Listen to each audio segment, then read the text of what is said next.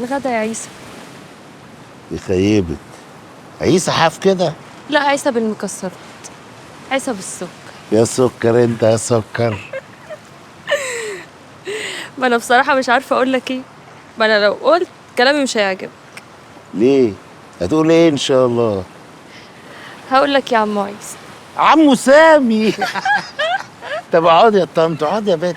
باردون، عندي شغل، وصاحب الشغل عندي بيقولوا عليه انه عصبي قوي، ما بيحبش الهزار. كدابين ولاد كلب. ده صاحب الشغل رومانسي وكيوت ويموت في الهزار.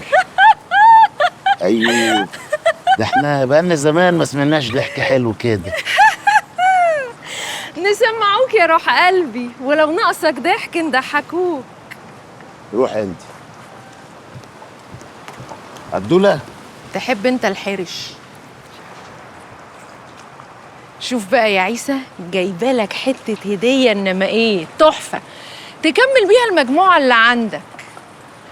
ب30 جنيه، مش خسارة فيك. عايزه ايه يا عدولة؟ عايزة اعرف جبتلي ايه من الصعيد، قصب ولا عسل اسود؟ صعيد وعسل وقصب. ما تجيب اللي عندك. انا عايزة اللي عندك. ربنا يكفيك الشر. ده انا حالي يصعب على الكافر. انت عارف انا لو حكيت لك هتكمشي لي 100 جنيه في جيبي. شكلك هتزفر بس بخفة دم. طب بص بقى، انا جالي رسالة على الموبايل بتقول ايه، خالك قناوي لقى كنز الذهب من بتاع جدودنا تحت بيتهم في الصعيد، وعايزين نروح لهم حالا. ها، هتيجي معايا؟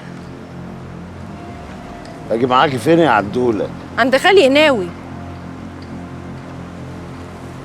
بص يا عدولة. بص انت يا عيسى، اوعى تكون مفكرني نايمه هنا على وداني.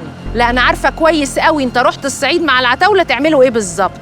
حتى بالاماره غنيت وكان صوتك حلو ولا ياسين التهام. وانا عارفه كويس قوي ان الحاجه في عبك، فرحت لك قوي. بس انا بقى فيها لخفيها، والا هتصل ب 126. ايه 126 ده؟ لا مؤاخذة. شرطه السياح. طب اخفي الوقت من قدامي يا عدولة بدل ما اتصل ب 123. ايه 123 دي؟ الاسعاف يا حلت امك. طيب هسيبك تفكر كويس ومستنيه تليفونك. باي من غير سلام، ولا بتاعتك دي؟ ده تبقى سود على الكل. هي كلها بقت قلودي.